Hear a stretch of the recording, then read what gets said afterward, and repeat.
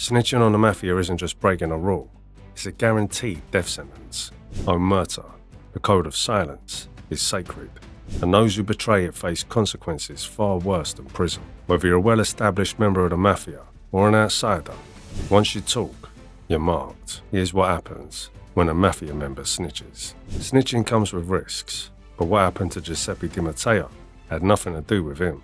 His only crime was being the son of a mafia informant. In 1992, his father, Santino Di Matteo, a former hitman for the Sicilian mafia, turned against his former associates. He provided authorities with key testimony about the murder of anti-mafia judge Giovanni Falcone, one of the most high-profile assassinations in Italian history.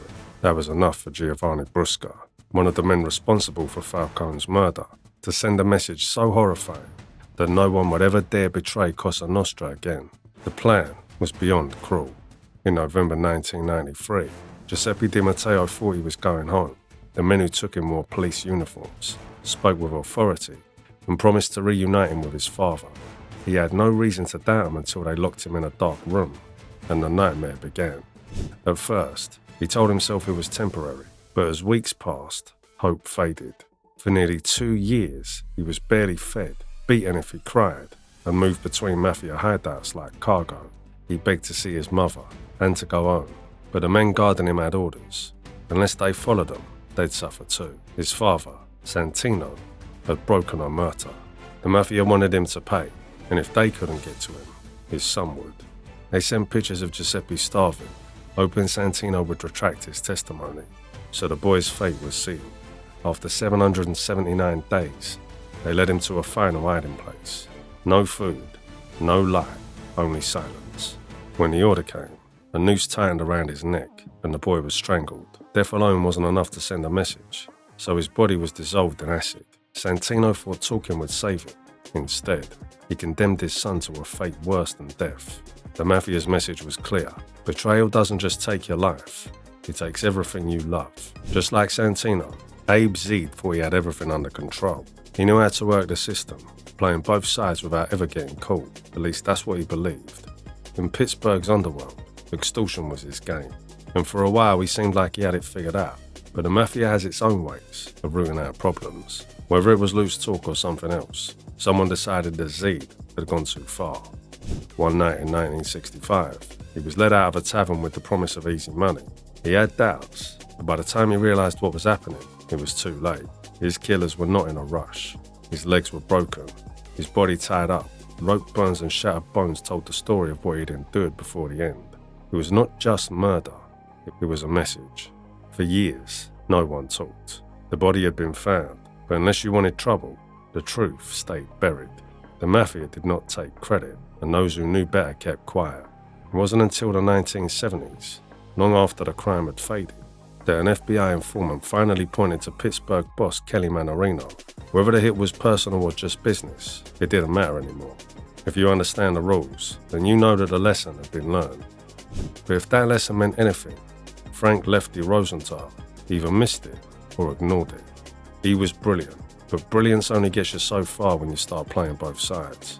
He was untouchable for years, the mastermind behind the Chicago outfit's casino empire, the man who made Vegas work for the mob. But power has a way of making people feel invincible, and Rosenthal believed he could outthink everyone, even the men who would put him there. Behind closed doors, he fed information to the FBI, carefully choosing what to share, always thinking he was still in control. Maybe he thought he had it all figured out. Maybe he thought he could keep walking the line. But in Mafia, there's no patience for men who forget where they come from. Actually, when the bomb went off, he should have died instantly. Instead, a metal plate beneath his seat absorbed most of the blast. Stunned, but alive, he staggered from the wreck, flames rising around him, ears ringing, world spinning. Even if he'd survived the hit, he knew what came next. There wouldn't be a second warning. The bosses had decided. His time in Las Vegas was over. Rosenthal vanished soon after. Unless he wanted to end up in a shallow grave, staying wasn't an option. He left behind the city he had once ruled and spent his life in exile. If luck hadn't saved him that night, nothing would have. But Whitey Bulger wasn't so lucky. For years, Whitey did more than just hide. He vanished. He was not just a fugitive. He was a man who had erased himself. With stacks of cash hidden across the country, fake IDs in his pocket, and a quiet existence in Santa Monica, he lived like any other retiree. He took walks, shopped at the same grocery stores as his neighbors, and never drew attention. To them, he was just another old man. But beneath the surface, he was still the same ruthless crime boss who had ruled Boston. In 2011, the walls finally closed in. After 16 years on the run, Bulger's past caught up with him in the most ordinary way, a tip. Someone recognized him, and within hours, federal agents were outside his door. No gunfire, no chase, no last stand. He was led away in handcuffs, a frail old man who no longer looked like the feared crime boss he had once been. The headlines exploded. The man who had once ruled Boston's underworld like a king had been dragged back into the real world, and there was no escaping what came next.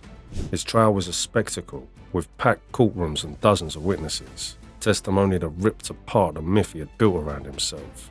One by one, former associates, victims' families, and law enforcement agents laid out the story of his reign. Murder, extortion, backdoor deals with the FBI that had protected him for years. If there was a defense that could save him, no one found it. The man who spent his life deciding who lived and died now had his own fate sealed. He was found guilty and sentenced to life. The empire he'd spent decades building was gone, and there was no getting it back. But prison was never just another punishment. For some, it was justice. For others, the death sentence. If he'd been anyone else, he might have lived. But for the Mafia, it was unfinished business. Less than 24 hours after arriving, inmates with Mafia ties beat him to death in his wheelchair. The message was clear. No matter how long it takes, the Mafia never forgets a rat. However, the Mafia doesn't just punish its own. Sometimes they make an example out of outsiders too. Arnold Schuster learned that the hard way. He was just a regular guy who made the mistake of thinking justice was more powerful than the Mafia. In 1952, he recognized fugitive bank robber Willie the Actor Sutton walking the streets of Brooklyn and tipped off the police. That one decision made him a local hero, but it also signed his death warrant. Poor Schuster enjoyed his moment in the spotlight, giving interviews and smiling for cameras, unaware that in the shadows, someone was watching.